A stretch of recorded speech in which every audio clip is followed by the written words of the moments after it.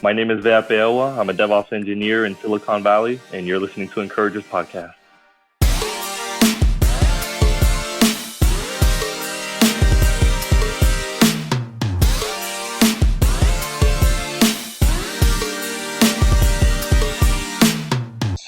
Today, we have Silicon Valley tech guru and DevOps engineer Vea Peaua with us today. Thank you so much for joining us. Thank you guys for having me on. Yeah, Vea, thank you for being on here. Appreciate you. Yeah, super excited. So, can you kind of just give us a little background into you and what it is that you do? Yeah, of course. So, like you mentioned, I'm a DevOps engineer. Basically what I do is I write some code, make sure that websites and applications are up running. So my current position, or the current company that I'm with, is Credit Karma.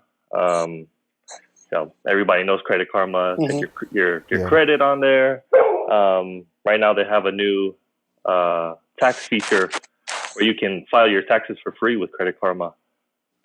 Super awesome. So my job was basically to contribute to keeping their website up and running.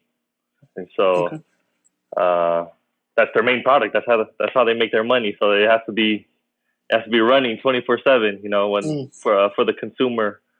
Because I know you guys probably run into this with other applications or other programs where you open up your program and it says, "Oh, sorry, we're down," or something like that.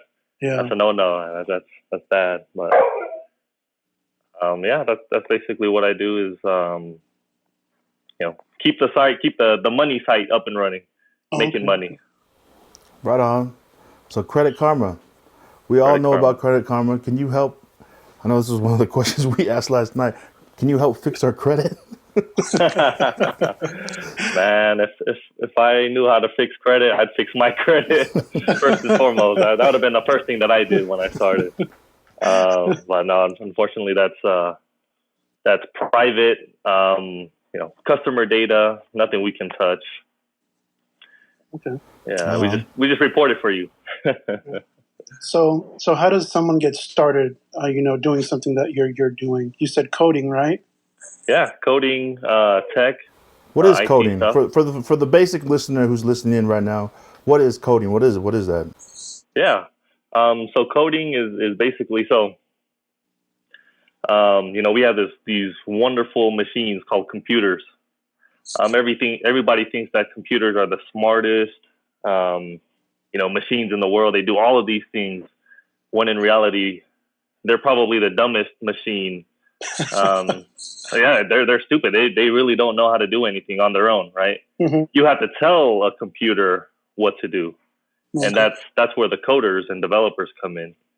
Right? So for example, like a website, if you have a form, like an application, you're applying, or you're creating an account with Credit Karma, for example.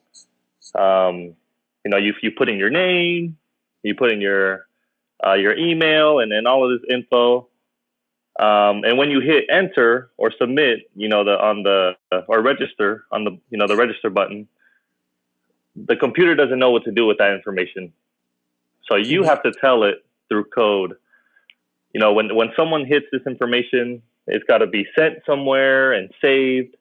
And you create their account and you pull their credit. And computers have to be told everything, every little thing.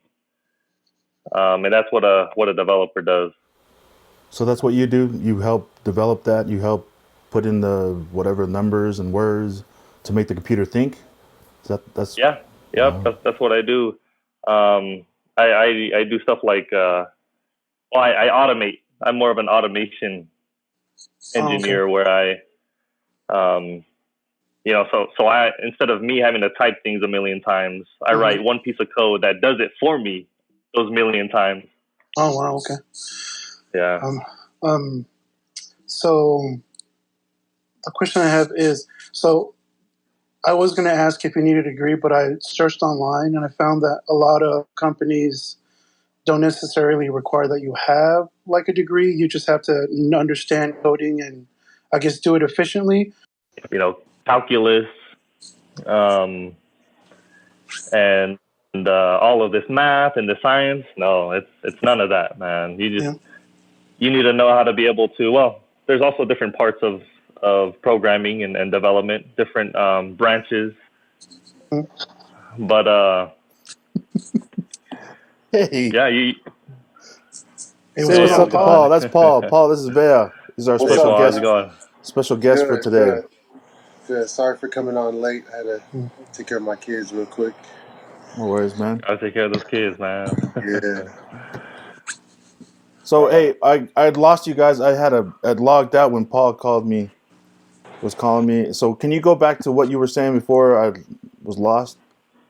Just kind of pick up where you left off. I think Joe, you asked a question just now.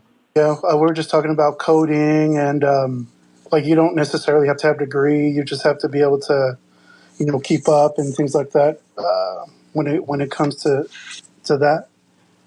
Right on. Oh yeah.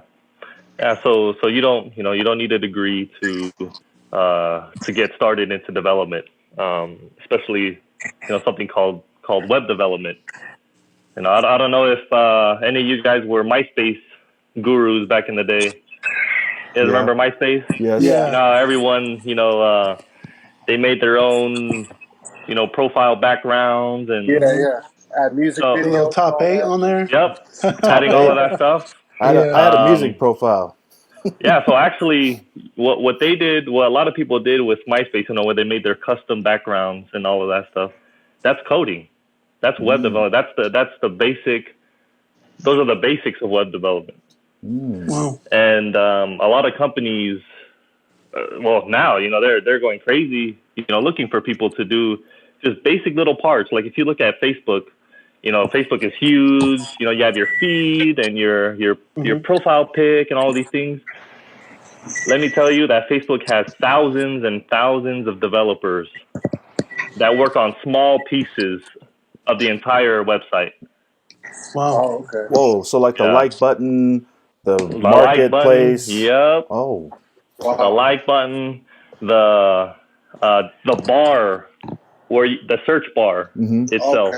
Okay. Oh, dang. Yeah, Facebook has thousands, and that goes with everything. Yeah, people think that as a developer, you're back there in a dark corner just coding and pulling these mathematical algorithms out of your head, and it's nothing like that, man. Where you can be in a room, in a desk with a TV, doing this type of stuff. Yeah, you can be in a room, in the desk, and the TV, and all you have to do with a bed behind you. Yeah. No, for real.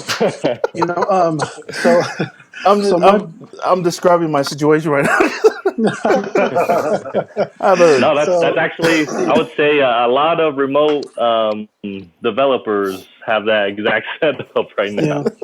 Yeah. It's funny you say that because my brother-in-law, he does coding. He's a software engineer, and he's been trying to teach me how to code, and I'm like, man, I'll learn. So, it would just be like a little turtle, and then I'd have to put like the numbers in with like the signs, and it would move it one way or another.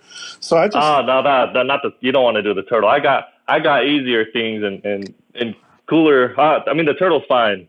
Yeah. But I know something more simple and more satisfying and more applicable actually to something that you could be doing. Yeah.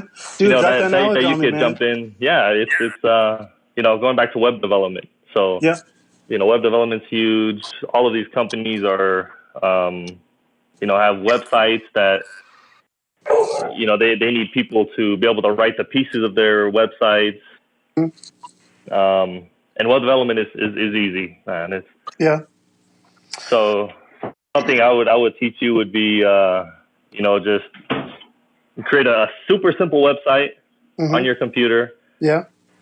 With like a title, make your own little personal blog, your own little super simple personal blog. Mm-hmm. Has your name, has about you, Yeah. some things you like, and it's pretty cool, man. When you see, that the little bit of code that you make transform into a website, right? Yeah. I'm down to give that a try, man. I think coding is the way with the future, man. They're teaching that stuff now in junior highs and high schools now. You can take it as a class. So that's good. I wish I had that when I was going to high school. Yeah. So that's awesome. That's cool, man.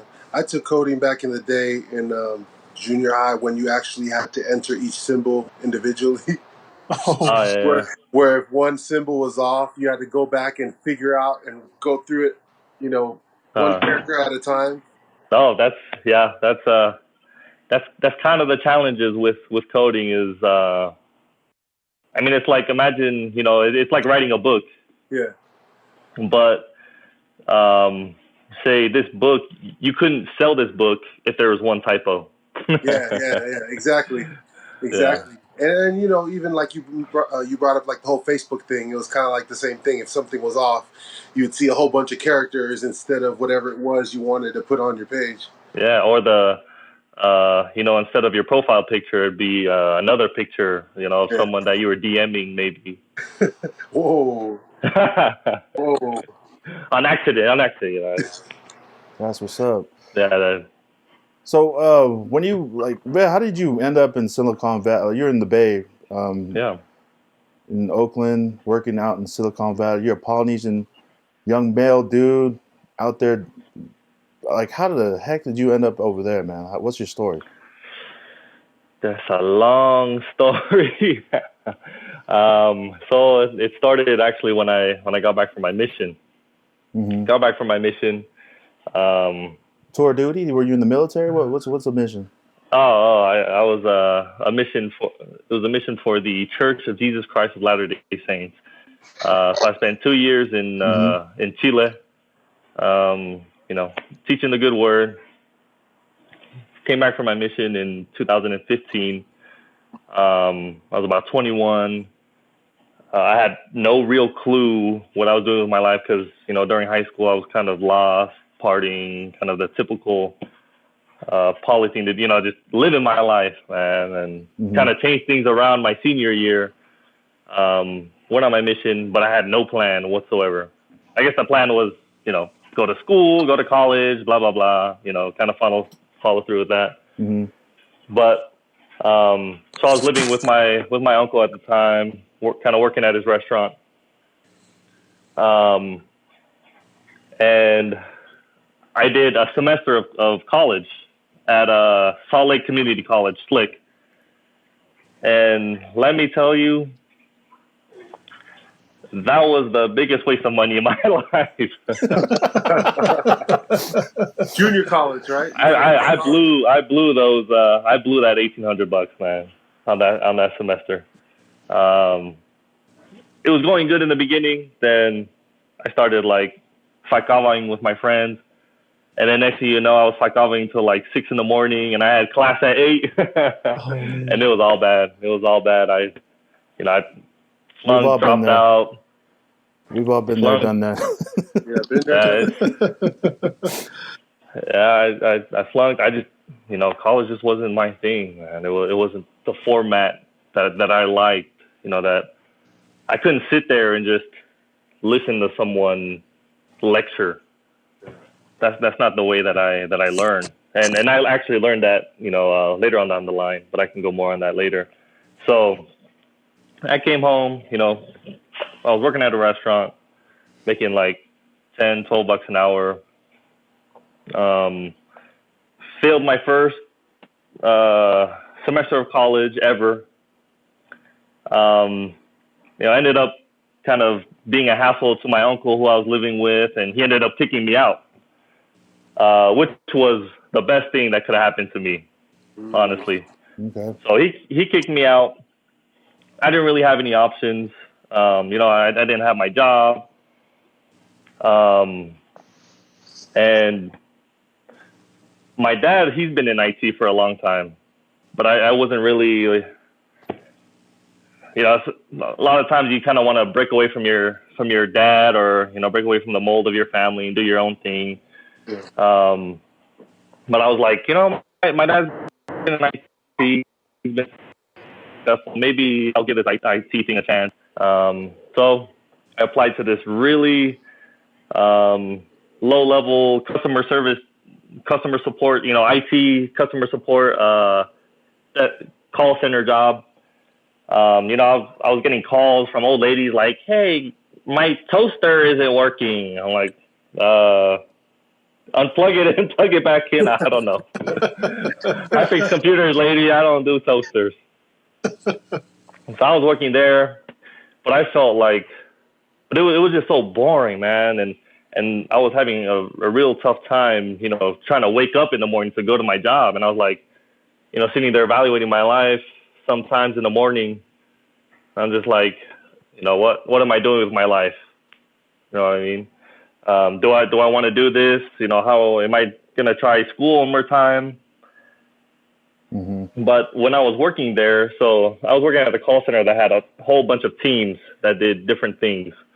They were supporting different things. And I remember the team behind my team, they were supporting like more higher level tech stuff. And when I was off the phones and I was listening to them, I was like super interested in the things that they were doing, like that they were talking about. I was on calls for like 5-10 minutes max, just super easy, hey, my internet's not working, or stupid stuff like that. But the guys behind me were on the phone for like hours. And I was like, dude, what are you guys doing? I want to learn what you guys. So I cornered one of the guys on that team during like a lunch break. I'm like, hey, dude, what do you guys do? I listen into you guys' calls. He's like, oh, we do network engineering, which is in summary, computers all talk to the internet, right? Computers need to be able to talk to each other, and that's over a network. And so network engineers make sure that computers can't talk to each other, and if they're not talking to each other, then they got to find out what the problem was. So I got interested. He gave me like a book that I had to read so that I can learn how to become a network engineer. Read the book, went through all the practice stuff, and then I asked my boss at that job. I was like, hey, can I do what they do? And he's like, no, you can't jump into their stuff exactly, but you can go to this like kind of lower level in between position. So I got into that position, and I started supporting higher level stuff. That was super fun. I started to like all the tech stuff. And then it got boring, after a while. 6 months, you learn everything, you do everything. You're like, okay, I want to do something new or, more challenging.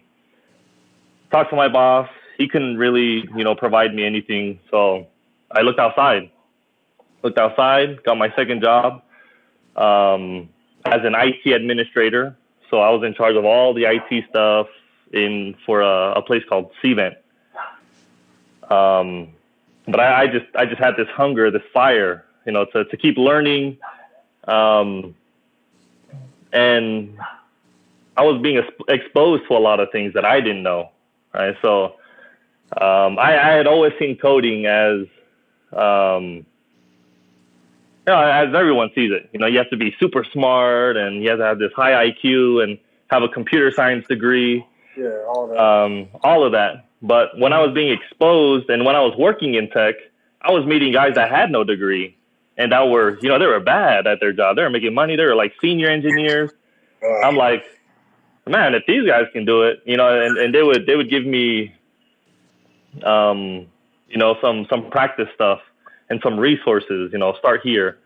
And when I started doing that stuff, I was like, man, this is actually a lot easier than I thought it would be. Mm. Yeah. And so for my second job, I asked my boss again, I got bored after a while. I was like, hey, can I move up and start doing some developer stuff? And, my boss is like, hey, yeah, I'll give you the contact information of this other manager, the manager of the engineers, the DevOps guys.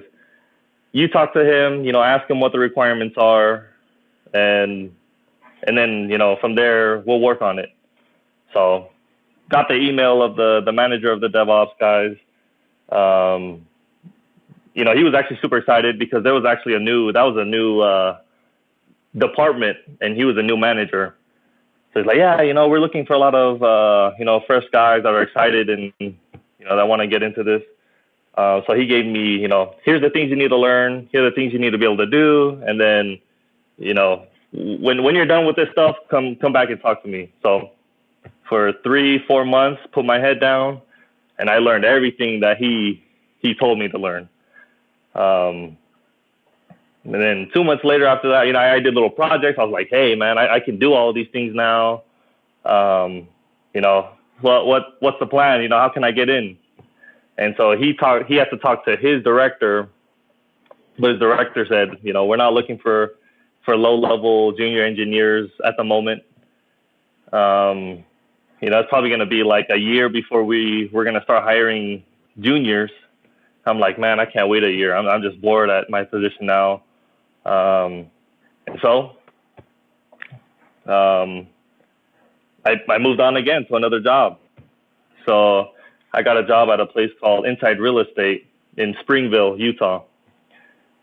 I was there for a month. And I moved to that job and I became a DevOps engineer. That's when I got my junior DevOps engineer kind of foot in the door into the position that I wanted, or the career track that I wanted to be in.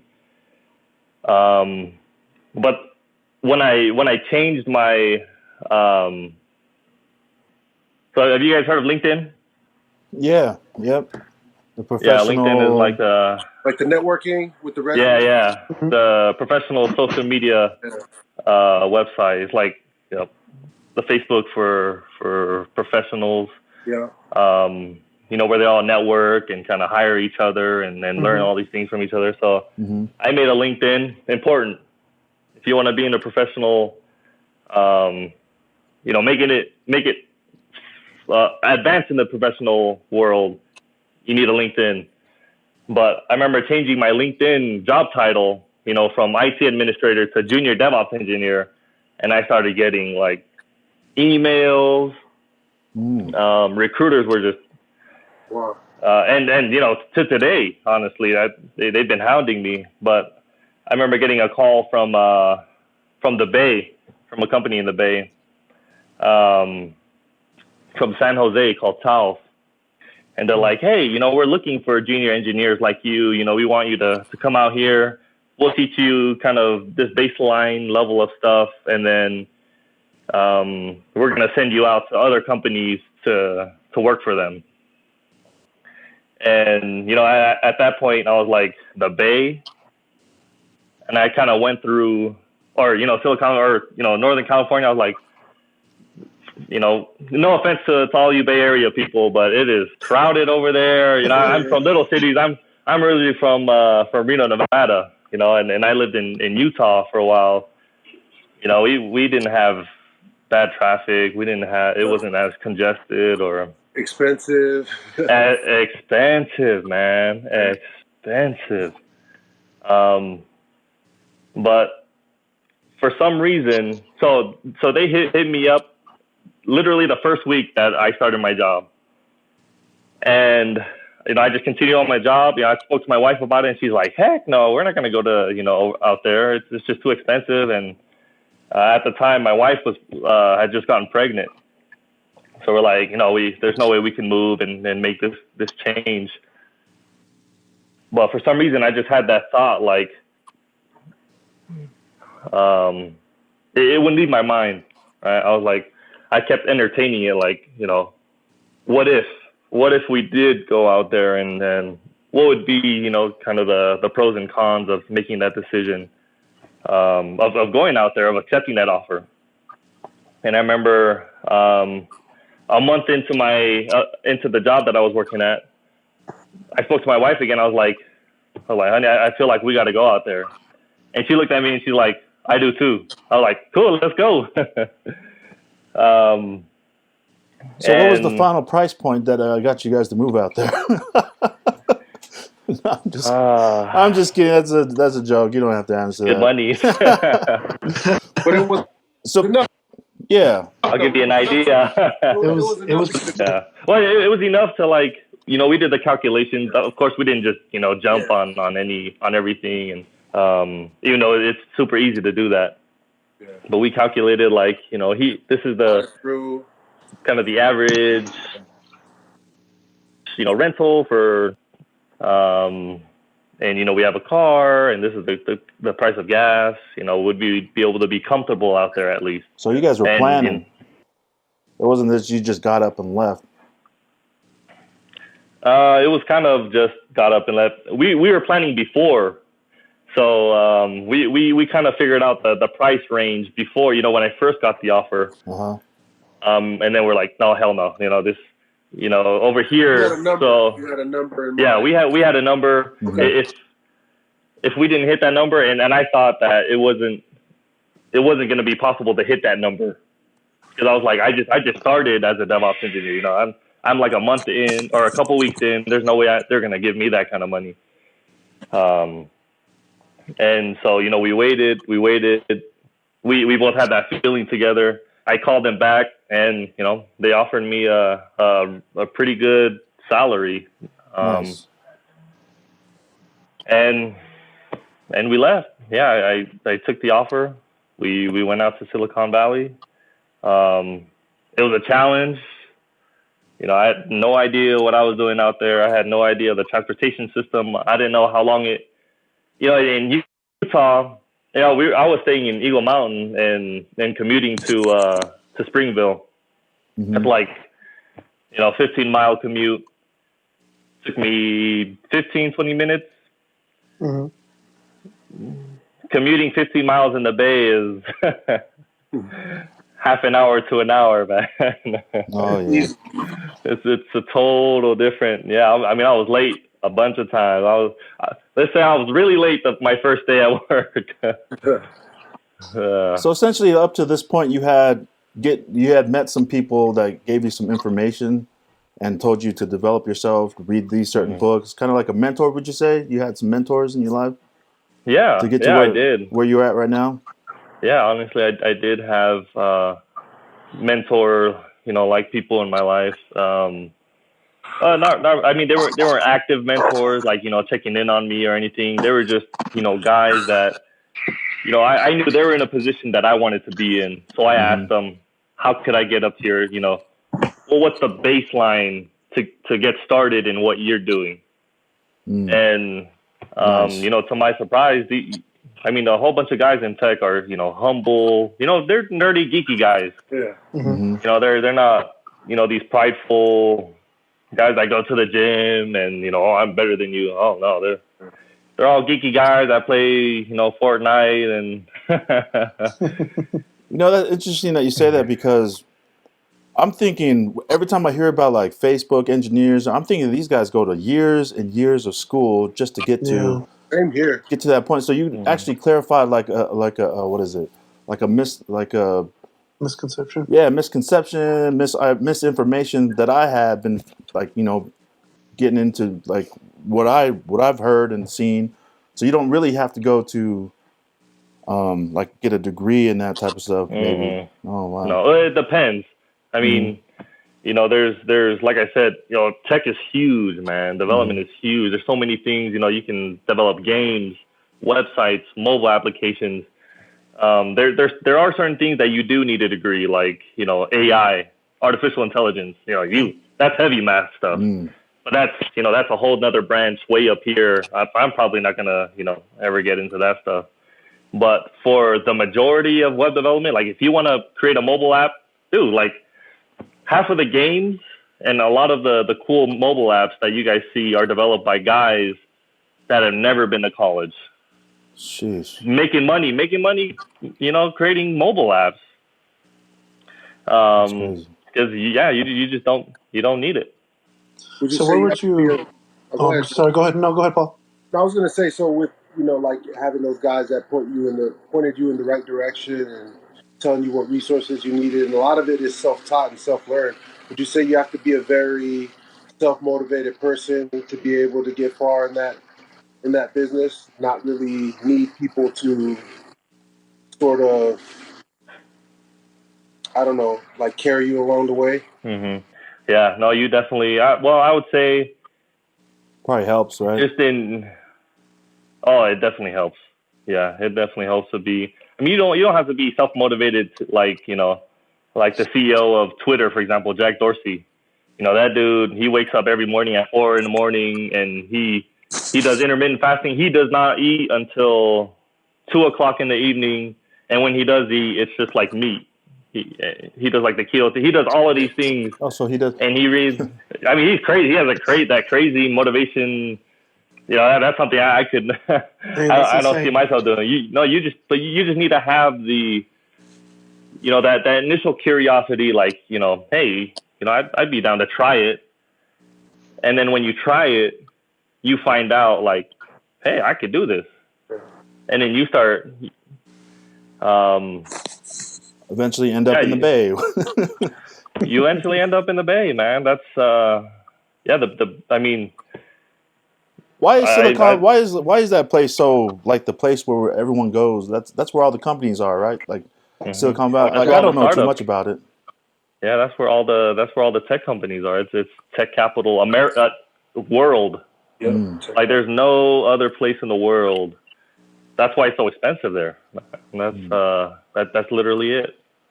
Because everyone's going there, and to try to take part of the huge tech boom there. Oh, I say tech boom. I mean, it's been booming forever. But just the tech presence that's been established there, it's definitely it's a good jumping point if you want to accelerate your career. Go to Silicon Valley for a couple of years, get some Silicon Valley companies on your resume, and then you'll be set anywhere else you want to go. Man. What are some resources you would recommend for someone who's looking into doing that? They're just not sure where to go or what to do. Some resources. I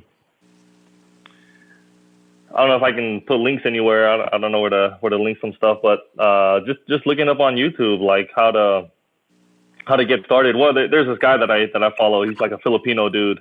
His name is Chris Sean. He's amazing. He's awesome. He's kind of had the same experience I had. He's just some Filipino dude that failed college twice. You can make it past the first couple quarters or semesters, and one day he reflected on his life. He's like, "Hey, I'll just start. I'll try this coding thing. Why not?" He started learning coding. 3 months later, he got a coding job. And the amazing thing about the tech industry, is you can start out as like a junior engineer making, definitely average income as a junior, right? You stick it out for a year, you learn a couple more things, your salary will almost double by your second year. Wow. Yeah. Because it's in demand, man. I guess you just got to be willing to learn, right? That's all you need is that willingness to learn. Yes. Can you freelance as like a DevOps guy or a coding dude? Can you like go out and get a freelance gig? Yeah, a lot of dudes. So actually, another motivation of mine and kind of goal of mine right now is I don't know if you guys have heard the term digital nomad.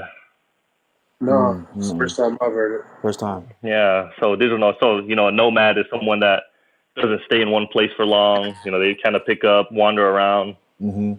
So a digital nomad is someone that makes their living digitally, right? They all of their work and everything is through the internet. It doesn't matter where they stay, and it allows them to kind of pick up and move and travel, at a whim.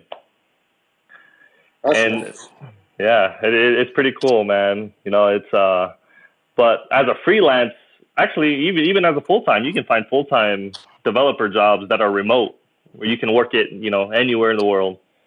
Jeez. But there's a lot of digital nomads out there that, pick up coding. They freelance for like a couple of clients, make their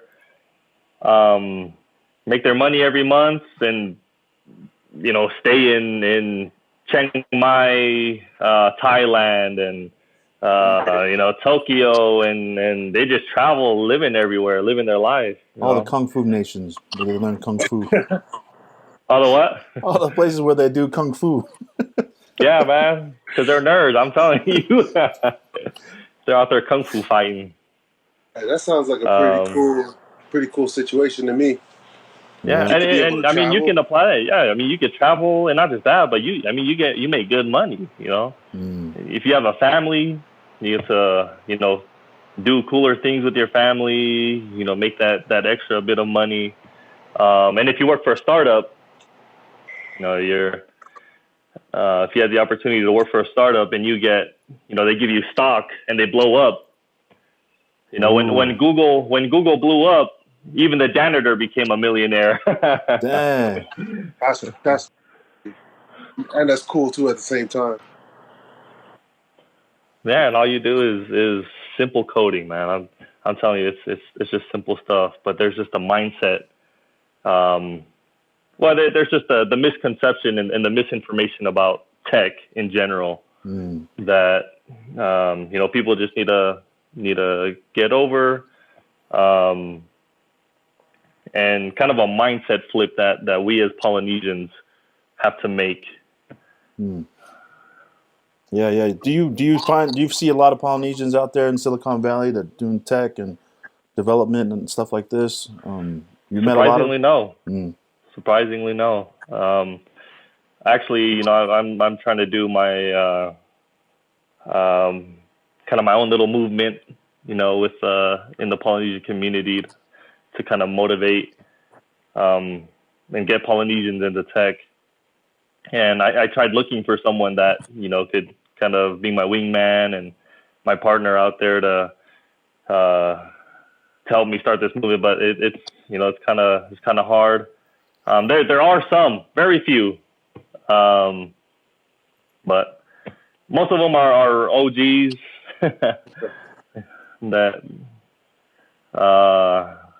But yeah, there's very few, surprisingly, especially there. Like older or have just been in the game longer? No, they've just been in the game since like 80s. Like for example, this dude named Shonevuki, call him Vuki.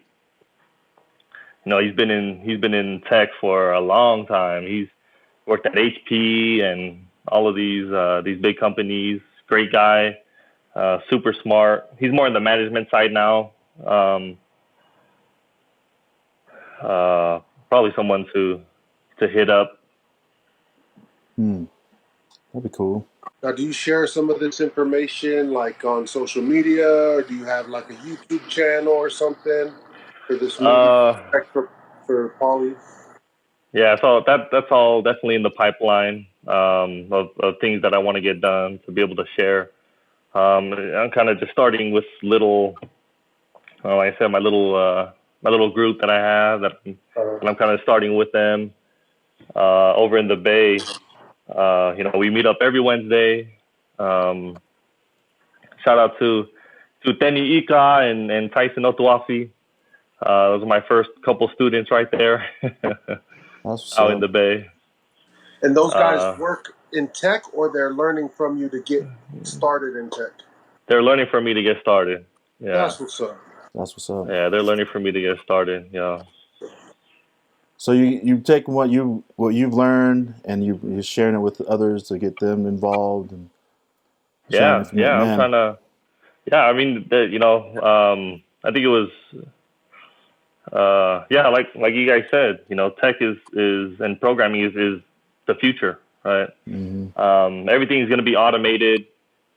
Burger King, the fry flipper or the burger flipper is going to be a robot. But you need somebody to write the programs for the robot to flip stuff. Because like I said, computers don't know, man. Yeah. Mm-hmm. Computers don't know. You got to be back there coding like, this is how you flip a burger. So you can essentially teach computers kung fu moves as well. You can teach computers kung fu moves. You can teach it how to do your. Well, I'm just asking how to because do you the guys wanted me to ask dishes. him about this question. I was just trying to lead up into the question that Joe wanted to ask him to the last time. Have you thought about writing like a little book or something, or like doing like on Instagram there are a lot of guys on there that have done something similar to you, and they're using that to write programs and kind of make a little money on the side doing that. Is that something that you would consider doing as a little side hustle? As a side hustle, yeah. Well, probably not a side hustle, but kind of doing my own, starting my own app, maybe sometime soon. Because there's all these possibilities of that open up to you when you know how to program. Like making a mobile app that you can make the next, I don't know, little calendar thing that blows up, and there's so many things that you could do. I have a couple ideas of my app, but I gotta keep it on the hush. can't let anybody steal my ideas. This whole podcast started because of information. Like we all had information. Like Tech and we worked in the theater, and worked in New York, learned stuff there. Joe, he's worked in private federal stuff. Paul, he's played in the NFL. So we all have this information that we all shared with each other in a group text message. We would, text each other back and forth and just share little bits and pieces here and there. But our whole podcast started about information, and if we can get that information out to our people, out to our Polynesian people, and share it with them, and change the mindset that you were talking about, I think that would be a good thing. And we're glad to have you on, Bea, so you can talk to us about this type of stuff, because in professional sports you see a lot more Polynesians out there right now. Even in broadcasting you see a lot more Polynesian reporters, anchors coming out, and I see this also being a thing where a lot more Polynesians will be getting involved in as well with tech. I mean, you're the only guy I know that's Polynesian and that's doing it out in Silicon Valley right now. So thank you for coming on and sharing your information with us. Yeah, no problem. Like you said, that information, the lack of that information is what keeps us from making decisions, right? Because we most of the time just have the wrong information, and it's all about getting the right information out there. Saying, hey, this is possible, and this is how you can do it. This is how you can get started. Yeah. And it's all just that mindset thing, So something I've really wanted to, something I noticed that really needs to change is the mindset of Polynesians. For some reason we have this mindset that we're just big dumb brown people that if we don't make it in the NFL or professional sports, then we gotta lift luggage, or work at places where we use our physical gifts.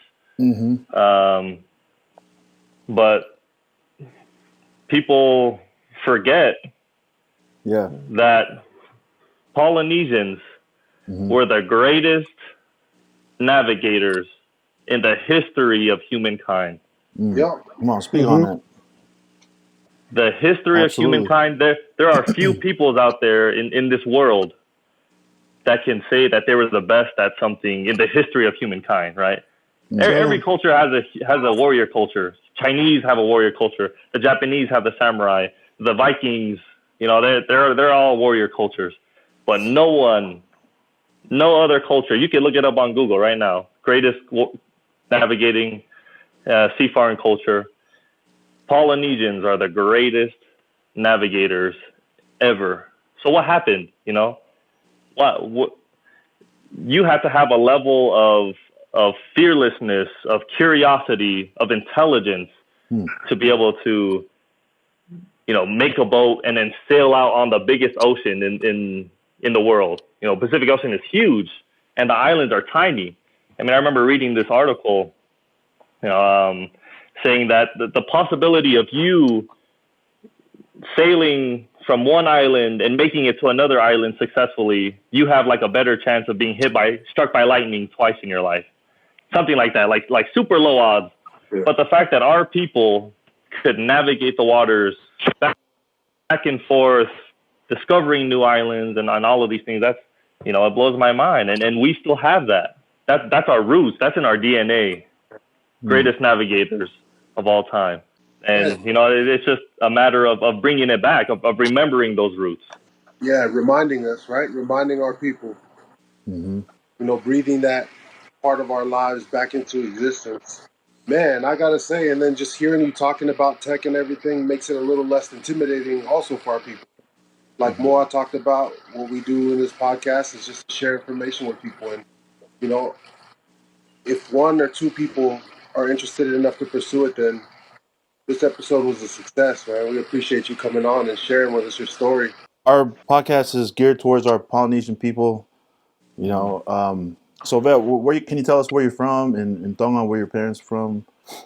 So, looking at this, we're looking at the video. I'm a little lighter skinned. I got some freckles here and a red beard. Hey, man, it's because you work inside, man. Come on, dog. All the air conditioning is changing my DNA, making me look more like my mom's side. My mom is white, but my dad is Tongan. So, my full name is Lisate Vea Peaua. Come from the main island of Tonga Tapu from the village of Fuamotu, Hostea, White Horse Village, where I lived actually for 4 years with my dad. And then got a shout out, I guess, to my grandma's side, the Wiha side, Tafuna. Can't let them, I know they'd use this against me if I didn't shout them out. They wouldn't let me live that one down. Right on, man. So you lived in Tonga, man. You lived there for a while. What's the motherland like when you were living there? Man, the motherland is amazing the first 2 years, and then after that, it's just small, When you're growing up here in the States where everything's big, and at any given moment, if you're bored with Reno, you drive, 13 hours north, go to Oregon or Seattle, or you drive west and get to the Bay, LA. You have all these, you can drive anywhere, do whatever, and you find different people. In Tonga, you drive 5 minutes north and you hit one end, and 5 minutes south and you hit the other end. But it's cool. I mean, it's beautiful. The culture is amazing. And I learned a lot. I was, and I had to wear a uniform every day to school. If anything was wrong with my uniform, man, you get pulled into the principal's office, or in the middle of class, they tell you to stand up and fix your uniform in front of people. So, you got to learn how to be organized, and you learn how to work. You learn how to starve and survive.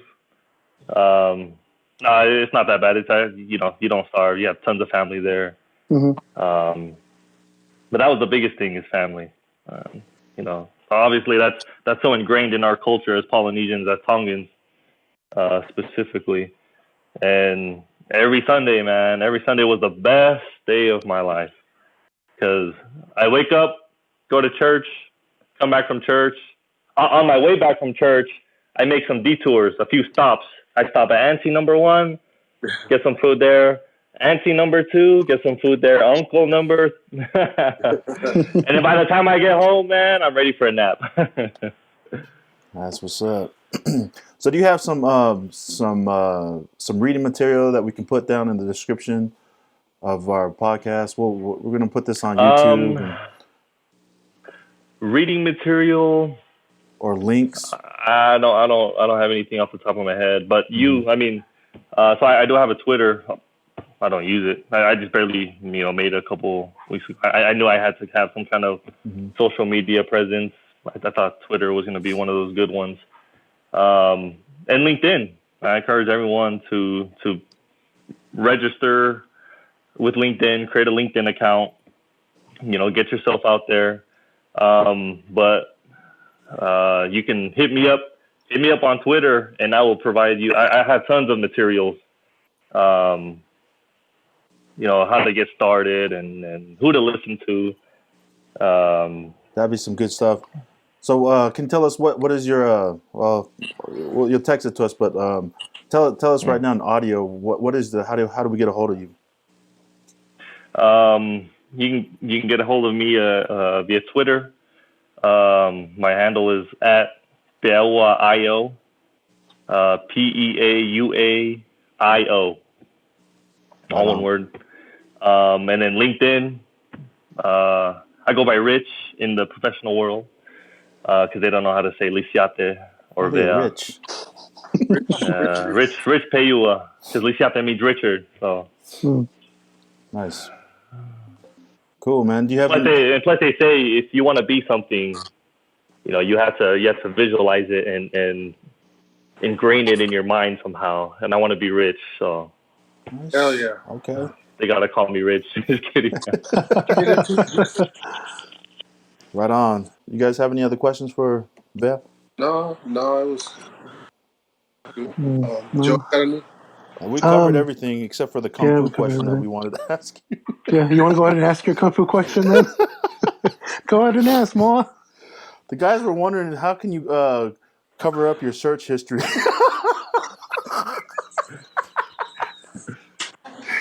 Do you know how to cover up your search history? Man, it depends on who you're covering it up from. But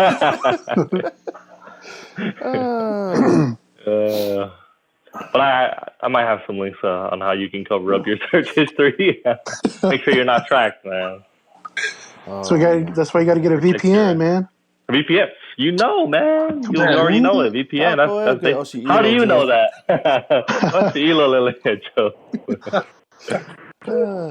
man. Just like the whole cybersecurity thing, there's just been a lot of. I was watching a TV show, and I guess somebody had gotten into like a hospital's network, and they were holding them hostage. Like, hey, you pay us $150, we'll let you. We'll give you your data back and get back into your system. Yeah. Yeah. So when that happened, I was like, dude, this could happen to my information, So VPNs are cheap, man. They're like $2.99 a month or something like that. So hop on that. You got to get a VPN, man. Got to get a VPN. For those that don't know what a VPN is, VPN just basically it encrypts your information. So if you have a password and your password is tough poly guy 123, it'll change it with some kind of algorithm and mathematics to where it'd be like a string of it'd be like a huge thing of numbers, letters, exclamation marks, and everything that no one would be able to see.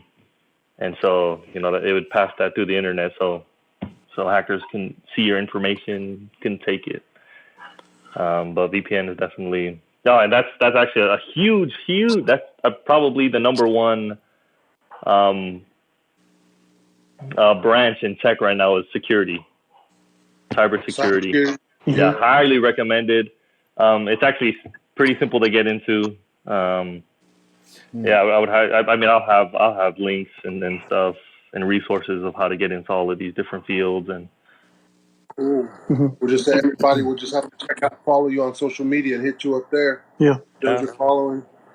Yeah, definitely. Follow me, hit me up. I might actually do some tweets. My first tweets. I've never used Twitter before, but I made it so people can hit me up. We'd just like to thank everybody for listening to the Encouragers podcast today. Great thank you to our special guest today, DevOps engineer Vea Peaua, for joining us today and dropping all that the knowledge that he had to share with us today and our Polynesian people. Thank you so much, and stay tuned.